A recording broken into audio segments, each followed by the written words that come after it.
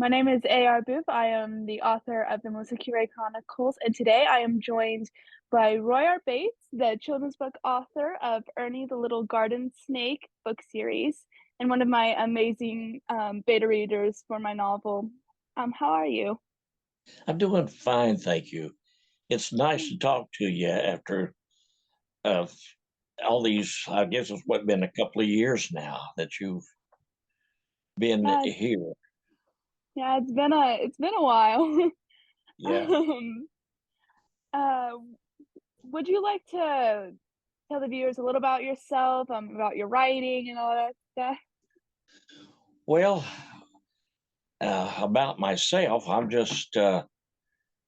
How would you put it? I guess you'd say I was retired the last several years. I was in sales for many years, but since I was a little boy, I'd always had this desire to write about little creatures. I always enjoyed outdoors, and I love the animals and just watching them.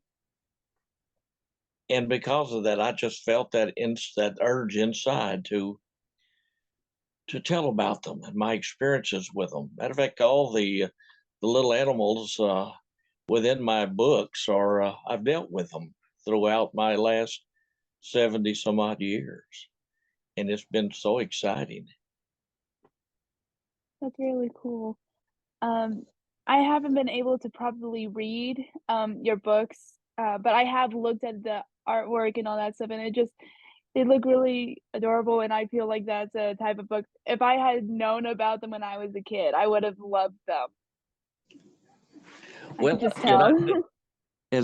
as I tell people, here I am in my late 70s, and I still enjoy reading them, even though they're geared for third graders, a 10-year-old or better, or a little bit older, not much, and a great read too. But I just thoroughly, I tell people I have the mind of a 10-year-old. And they say, well, of course, sometimes they really think I do. I'm being funny here, of course. Forgive my No, humor. no, you're good. But yeah, you can never be too old to enjoy, um, any type of literature, I think. Um, so do you obviously you've written Ernie the Little Garden Snake and you have several of those books, but do you have any writing projects that you are currently working on? And if you are, is there any that you're most excited about? Yes, one in particular. I have several. One is entitled Dancing with the Rain Gods. It's actually a series of short stories, true stories, uh, with a touch of humor within all of them. They deal with myself particularly, but with many of my friends and family throughout these last uh, many years. And I named it. It may sound strange, Dancing with the Rain Gods, because it actually deals with not rain gods, but life in itself, and the ups and downs, and the joys, and the and the happiness one gains in their lives by well, in my past and in so many others. But Dancing with the Rain Gods again is going to be it's a series of short stories, and much of it deals with humor. It'll be as well. It'll have poetry throughout it. That's just one of the projects, I love short and there. stories and poetry. So that sounds like fun.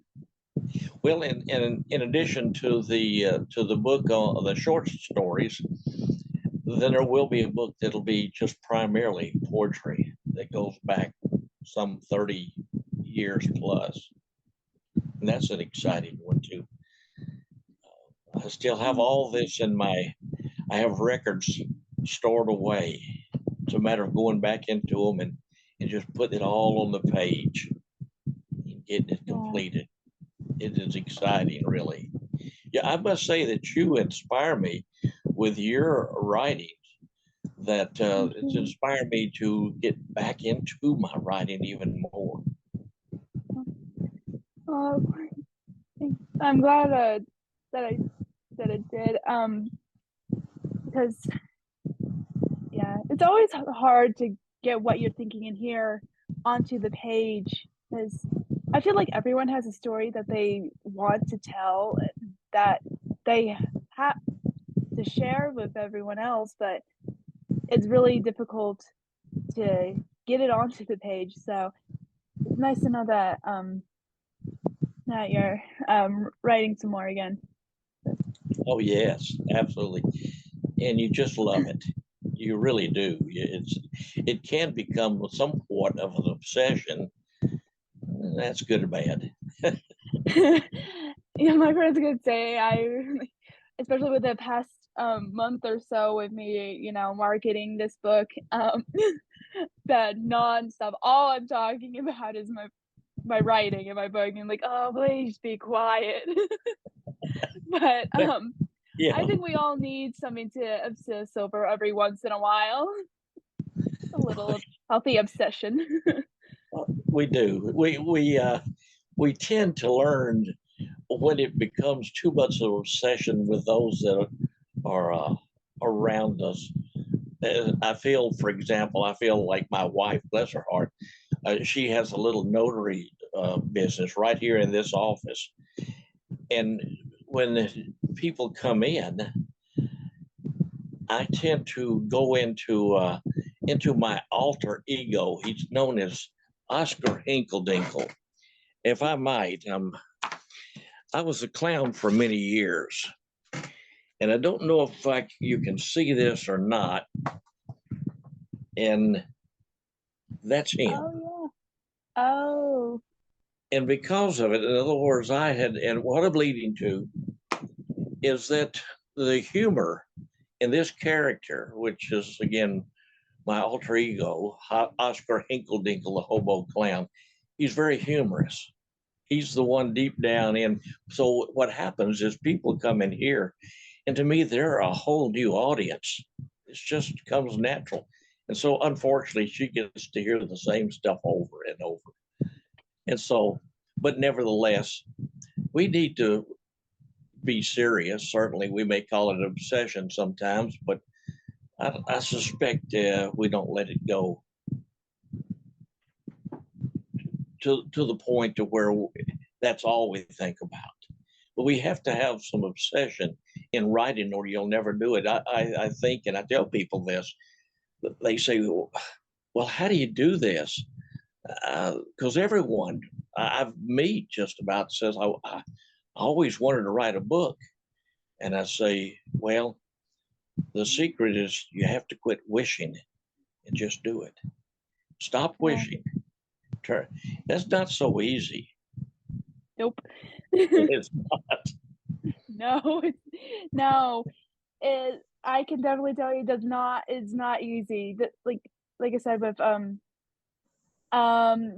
the forgive the sound background noises. I try to get the quietest room I could in the house, but if you hear any background noises, just wanna Oh, I don't pay it any attention. some warning, but yeah, it's definitely a lot of people I find they have a they're like, "I wanna write so badly, and I wanna do this," and like, "Then write," and then they start writing, and like, "Oh, no, it's too hard." I'm like, "It is hard." If it's I forget who said it, but the quote is, "If it's anything worth doing, it's not going to be easy." And yeah, I think that's That's true. exactly right. But one should not think in terms of it being hard. They have to move away from that thought to just put it on the paper and doing and that people do not realize. And this is something I think all writers have to come to understand is that you have to just simply put it on paper, but you're not going to get it right the first time. You're going to critique it, you're going to work on it, you're going to change it, and then you're going to put it aside a short time, and then you're going to come right back with fresh mind. Once one understands that, then their writing can move forward and they'll get Yeah, it to where they want it. yeah, And speaking of part of the editing process, especially for for novels, I don't know too much about children's books because I haven't written a children's book. But you need to be able to have beta readers, as I mentioned before. You are one of my beta readers, and um, that goes into one of my next question. You talking about the editing just reminded me of the next question that I had for you. Um, but And I remember you telling me that you do not usually read novels because you find them very long and tend to get bored. What was it like being a beta reader for this novel as someone who does not usually read novels? Well, and if you look back at that particular response I gave to you about that very question, I didn't. I really didn't want to be the beta reader on that because I'm thinking, oh my goodness, again, my mind thinks novels can be boring only because they're long. I'm one of these that would like to just watch the movie, even though it's not really where that's not what's in the book, so to speak. But I did this and I hate to be so outward on it, but I did it as a favor to you. But as I read it, and I spent several days reading on this, and it was just I was so fascinated, and it made I suspect that there's no suspected to it. It caused me to perhaps change my thinking concerning novels. Am I going to start reading them? I wouldn't bet on it. But at the same time, it's yours. As I see a copy of yours, I will sit down and read it because I did take the time to do just that, and I was fascinated with the different.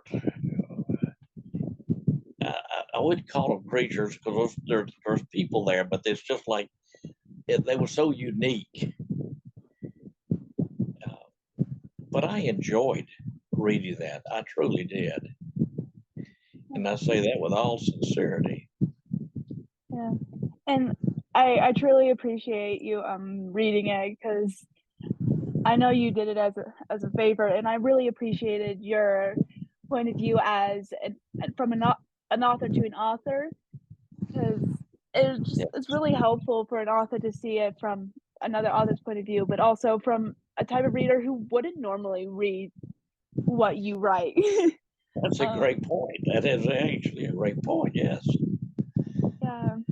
Um, but you mentioned you liked the different magical beings, and I was wondering, out of all the cast of the characters themselves, not necessarily the magical being, but out of the characters, which ones did you like the most? And almost a separate question, which character did you relate to the most?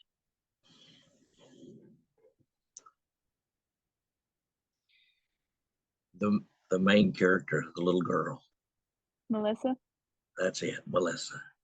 Yeah, I related to her because get that light out of my eyes here. Yeah, but she was so determined, and then you watch her progress and her development in mind and her thinking, and but she always was just so. Uh, you talk about somebody obsessed. She was going to get things done. She was going to make it happen. She was going to find the answers. That was her.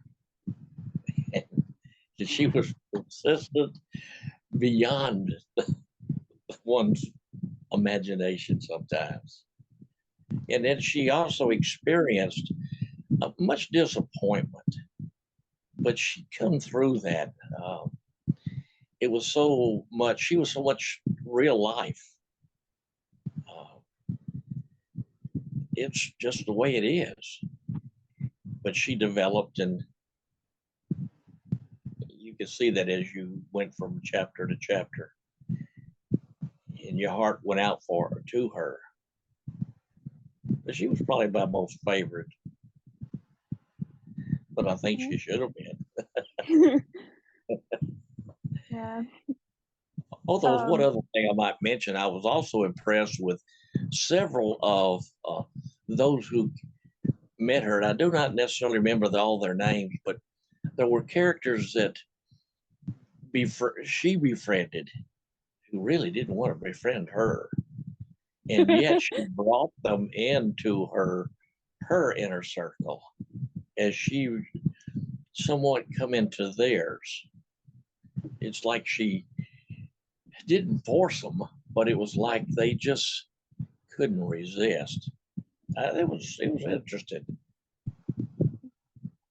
and on the flip side, um, which characters were your least favorite in terms of likability? Uh, and I apologize, I can't remember the names, but there was one that was always cunning. He looked after himself, and he didn't care about what happened really to others. He knew what happened, but he was willing to not let it trouble him. He was going to reach his objectives that benefited him.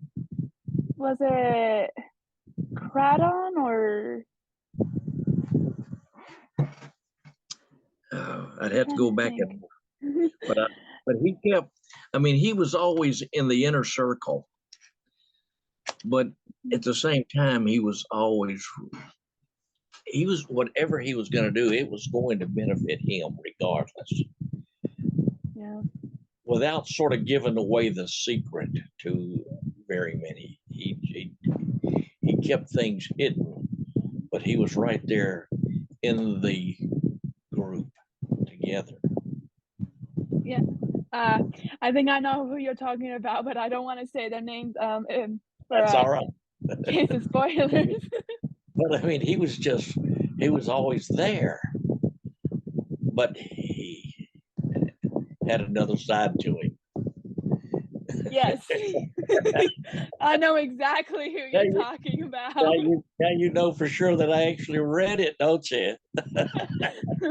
Yeah. And but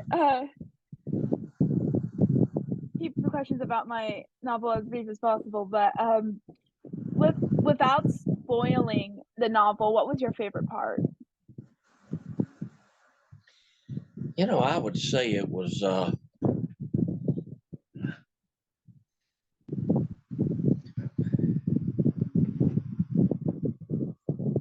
the chill in the beginning. One of the favorites was, and try not to spoil anything either. I don't think it will. That was the children on the beach, Yeah. and so sudden changes that came about, and then that took you to the story. Yeah. The children I could relate to in my life as a boy, not in their naturally and in the experiences they experienced personally, but similarities in other ways, and that was pretty cool, and it took me where I didn't think it was going. I had no idea where it was going, and which is a good thing because then all of a sudden, as you look back, as you go, as you continue to read, it takes you right back there. You remember that beach and the things that happened. Yeah.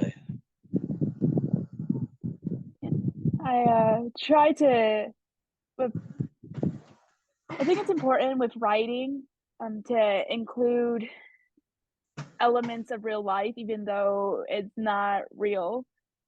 For example, with your books, I bet you at because I bet a garden snake can't really do the adventures that Ernie does, but that's right.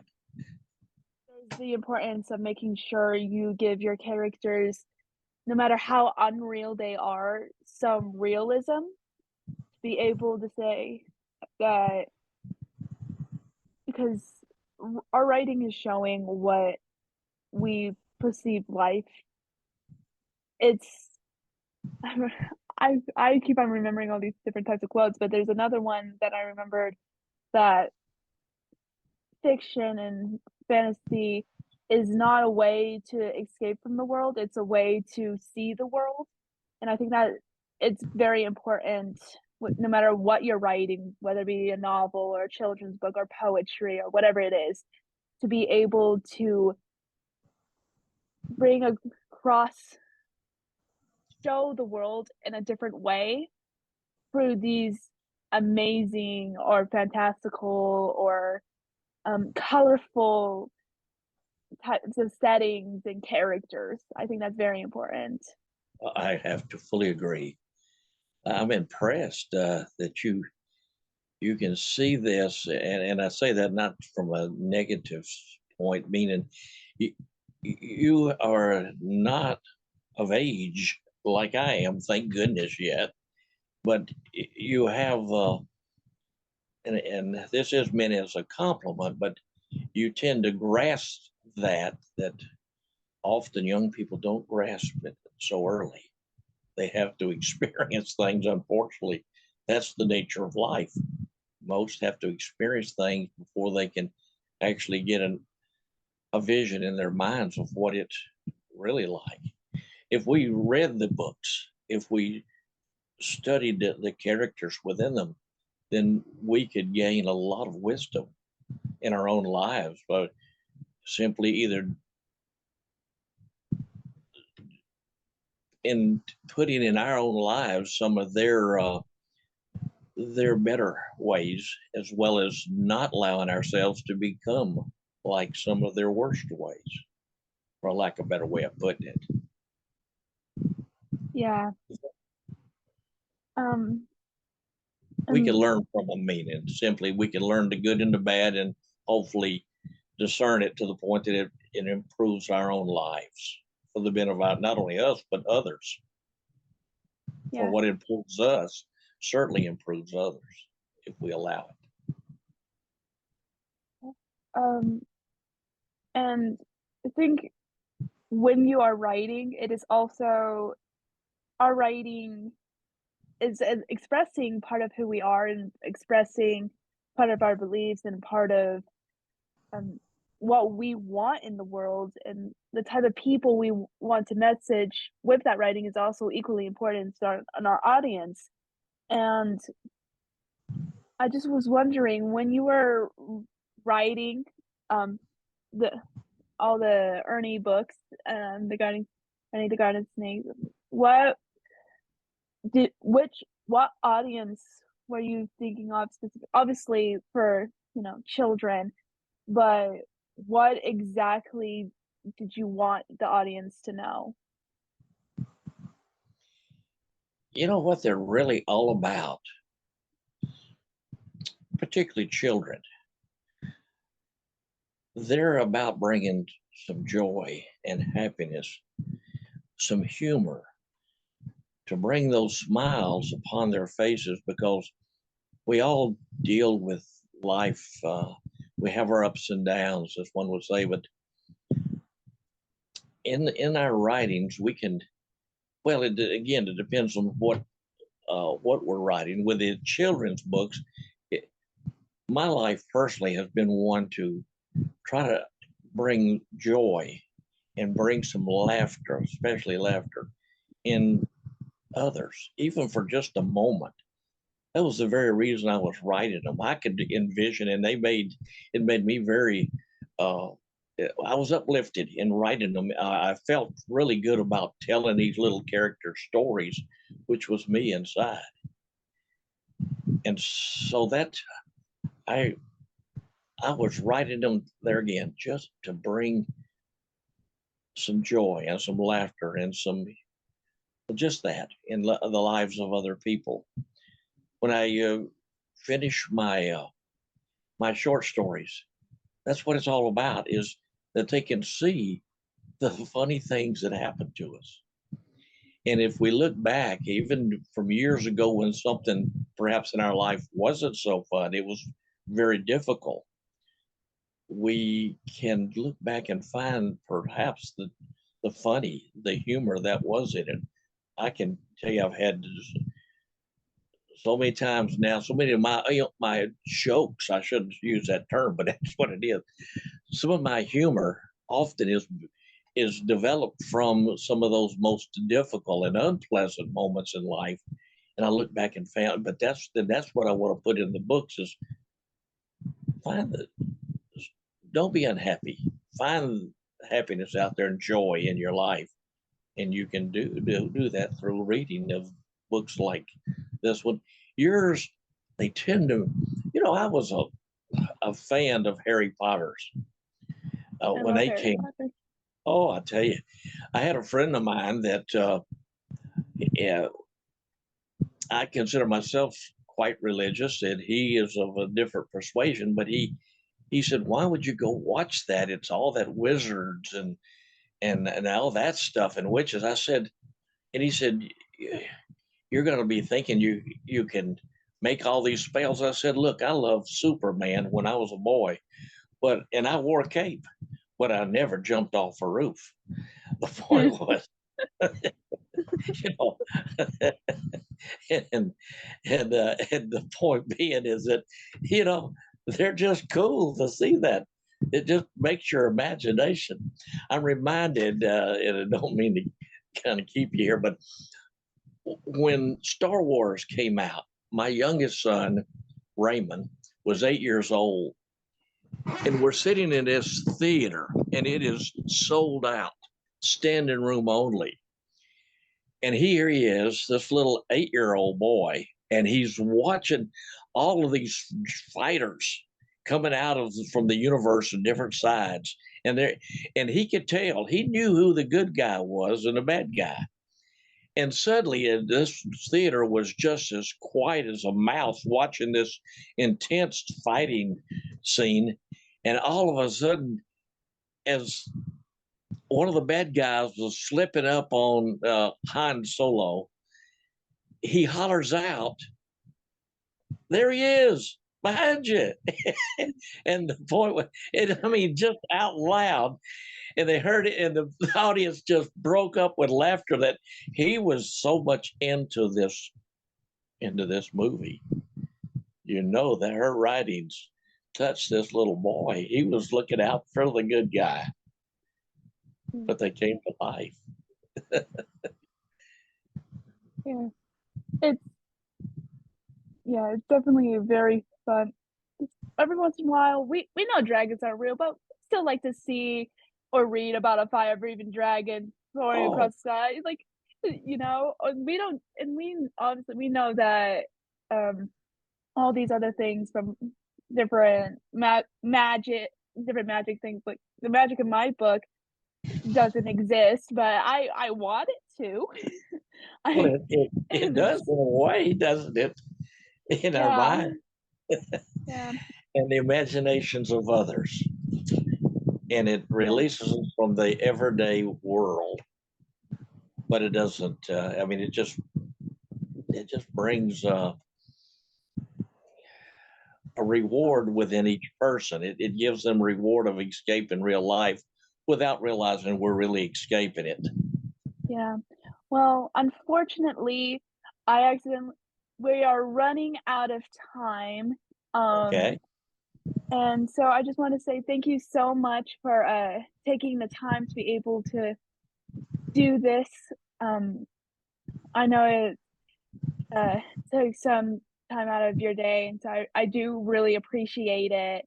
Uh, I love all the feedback that you have uh, given me throughout my writing journey and publishing journey.